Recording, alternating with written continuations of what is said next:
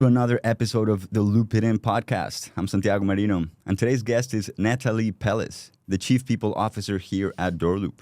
Thank you for joining us, Natalie, and welcome to the show. Thank you. It's great to be here. Today we're talking about something that basically everyone is pretty much familiar with, which is rejection letters. Whether it is applying for a dream job or for school, I'm pretty Text sure. message from an ex. Right, for love. Today, we're super excited to be joined by Olivia Bridges. She's the leasing representative at Kevington Building Corp.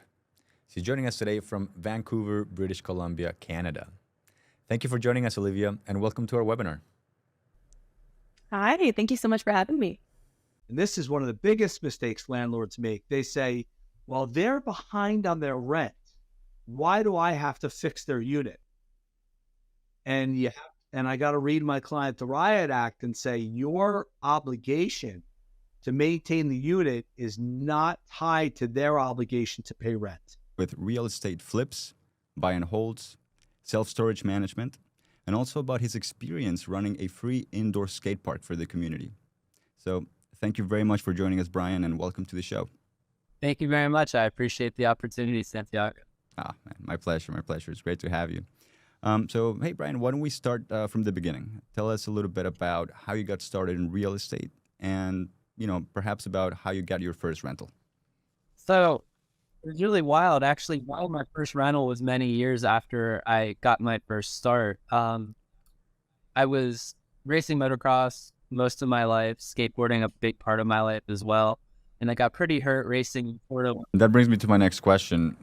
When it comes to doing it yourself or hiring an attorney, what are some of the advantages you would say that people have when hiring a professional, an attorney? Well, but part of it is knowing all the things that can go wrong.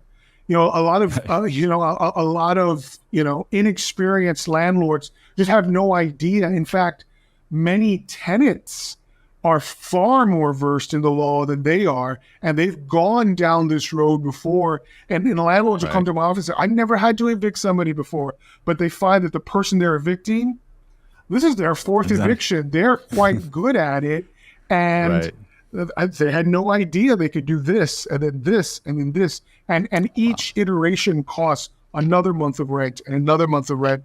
We decided to bring in an expert and real estate attorney.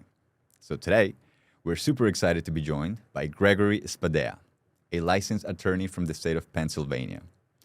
Thank you very much for joining us today, Gregory, and welcome to our webinar. Well, thank you for having me today. It's nice to be here. Our pleasure. Thank you very much for taking the time to join us today. And why don't we start off with sharing with everybody a little bit about your practice and your experience as an attorney in Pennsylvania. Okay, yeah. So I opened my practice in 2001, and I'm in southeastern Pennsylvania in Ridley Park. We